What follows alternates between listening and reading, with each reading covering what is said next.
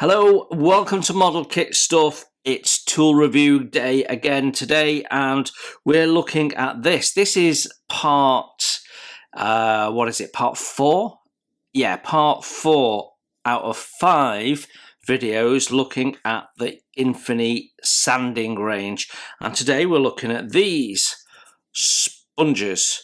Now, I was asked a question in one of my table talk videos when I mentioned that this was coming up, and they said, could you talk to me about how to use them, what models to use them on, and so on. Well, we will touch on that a little bit, but what I'll do is I'll do a separate video on how to use sanders, because what we're doing here is just reviewing the tools. So these are an addition to the sanders that we've already looked at, and just to jog your memory, we've already done a video on the glass ones, which I think very much are standalone. Then we've got these, which are almost identical but different sizes, and if you remember, they have a complementary range of grits, which takes them to the very smooth in the large, very coarse in the large, and very smooth in the small. Now, how do the sponge sanders fit into that? Well, these are really for finishing. That's how I view sponges anyway. So these ones, yes, they are spongy, certainly more spongy than, let me just grab it, the reliable old emery board, which is basically grit that has been laminated onto a board. I think it's like a cardboard or something like that, some form of cheap wood maybe, but I think it's like a compressed cardboard. So as cheap as you like, but there is no give in it, or very little anyway. So these have some give in it, but they're strong enough to sand things flat, which is what you're really looking for. These do something different, and because they have give in them, they allow you to sand curved surfaces. And the reason why I consider these to be finishing sanders is because you can't do things with these that you can do with those, and that's why they sort of complete the range, if you like. Because if you've got a nub, for example, there's one there, almost like I prepared it earlier, so there's a nub there.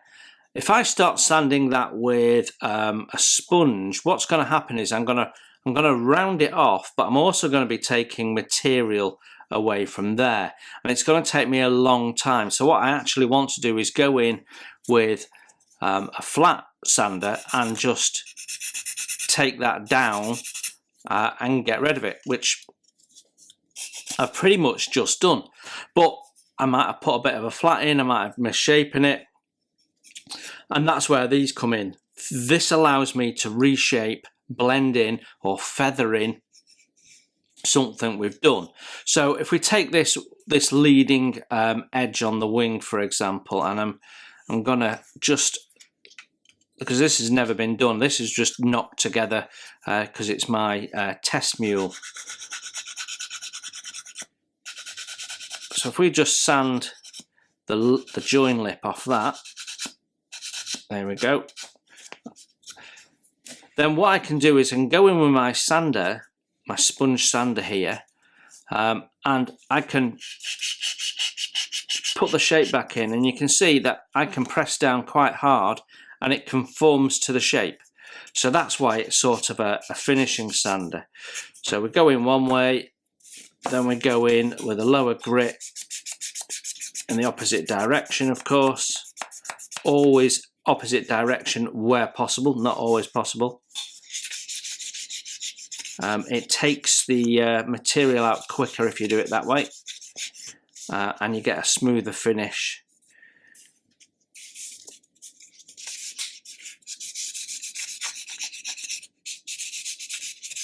There we go. And then we polish it up. And there you go. So what we've done is we've been able to do lots of sanding on here without damaging the shape, and blended it all in, and actually we've lost the joint here. I mean, I've done this very roughly, and we're not doing it properly, but that's the basic principle of them. So what you get is you get a range of grits that goes from very coarse at 220 up to very, very polished at 4000. So the coarse is good for things like this. And we see this lip here. If you've got a big chunky flash on an old kit, for example, or you've got a misshapen part, or you want to change the part, but you want to keep the shape, then this coarse grit is great for that. You see how that's taken that down, and we've not lost any of that original shape there in the radius, so I can take that down quickly. But that's going to leave me with quite a coarse finish. If we perhaps show you here where we've got a smooth, that is really rough to touch. So that's why you then work down through the grit range. So this is still coarse, but this, now I've roughed it out, I can go in, and if I don't press too hard, I can be fairly, I can do some fairly flat sanding, because the sponge has a little bit of resistance, which is great. It means I can decide how much pressure I want to put on, and that'll dictate how much material I'm taking away and whether I'm doing more than just the edge. So if I really immerse it in there, I'm going to be taking material off some of the side bits as well. So then when we've done that, you can then start feathering it in and making sure that you've got a nice smooth edge. And that's basically what they do. It's finishing, final prep. And that's why this 4000 polisher is really, really handy, because you've got a 7000 here, but look at the size of that. Yeah, so I can go in and I can polish a big area up really quickly, and I've got to say it does a lovely job. Whereas this, it'd take me longer. And again, it's hard. So I will put a flat on with this. I can't do that with this. So whether I'm doing a flat surface or a slightly curved or textured surface, this is the way I'm going to go with this sponge, because it's not going to do anything. It's just going to conform to the edges. Now, if you do it long enough, you might put a flat in, but it's going to be difficult to do that. But yeah, so really handy to have such a large polishing stick. So as these go, what I've found is that just like the others, the grit stays on really, really well. They're also fairly good at unclogging. So,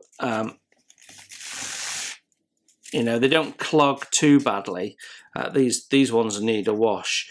But I do find that when you get down to sort of 1000 onwards, then it, depending on what you're sanding, you can cause yourself a problem. So if you, like here, I sanded over some filler, and I've struggled to get that out. And even if I wash that, I'm going to struggle to get all of it out. I should be able to reduce it reasonably well. So yeah, as they get smoother, they get a little bit more difficult to unclog.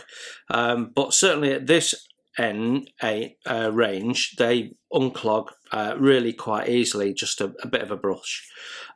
Even though they're sponges, you can rinse them in the tap. I've washed these several times. They take about a good 24 hours to dry, sometimes a bit longer depending on the temperature in your room. So they take a lot longer than these do to dry after you've washed those. But they are washable, so you can keep them in good condition.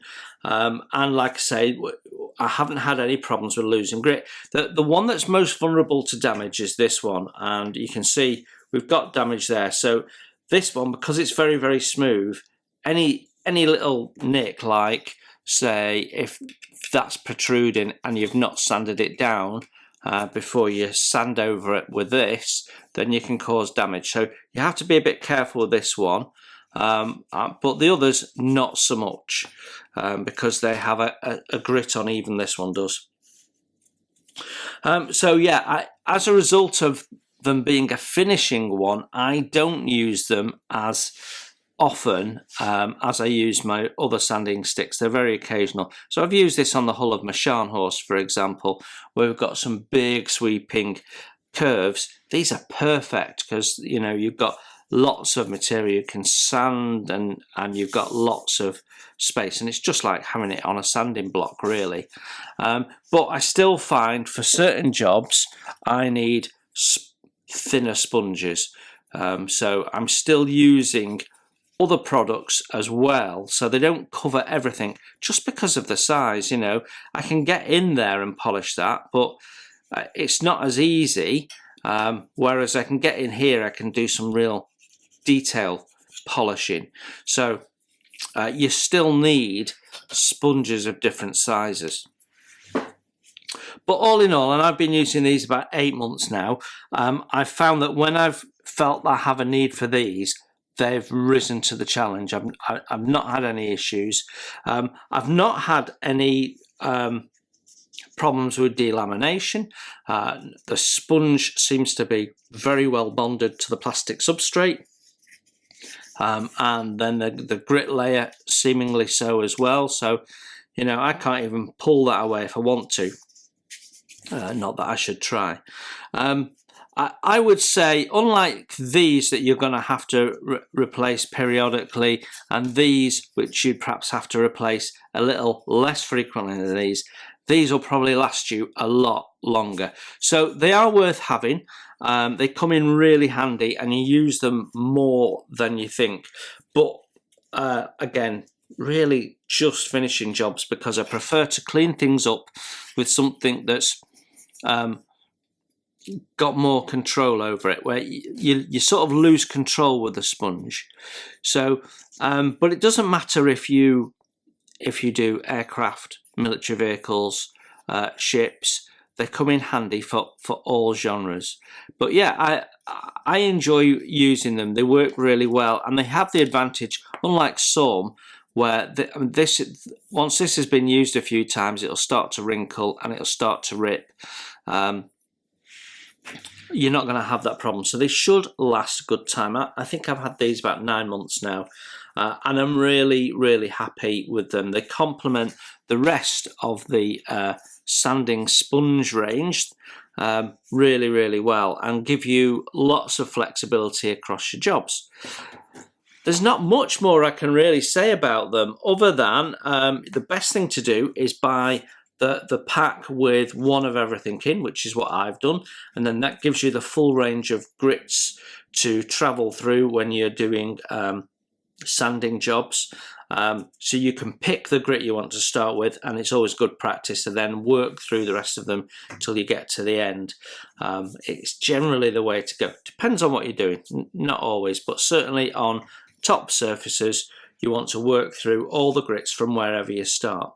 But that's another video why you would do that.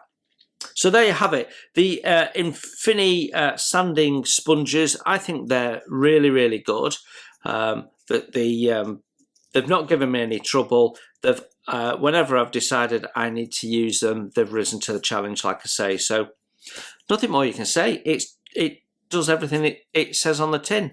They're sponges, and they sand lovely. I've had some really nice results from these. So yeah, I think if you're changing sanders, you'd do a lot worse than look at these. I think they're a nice size and they do the job well. So there you have it. That's my conclusions on that. We've only got one Infini sander range left to look at, and that is these photo etched ones. So we'll be having a look at those in the next video I do on the Infini sanding products. Until then, you enjoy your modelling, and I will see you very soon. Bye for now. Hi, and thanks for watching. You can support the channel by hitting the like button, and if you haven't subscribed, please consider the subscribe button and the notifications bell so you don't miss any content that I put out. Model Kit Stuff is a self-funded channel, and I don't do membership or Patreon or buy me a coffee. So if you'd like to further donate to the channel and ensure the cameras keep rolling and the content keeps coming, then you can consider making a donation through my PayPal. You'll find a link to that in the text below. You enjoy your modelling, and I'll see you soon.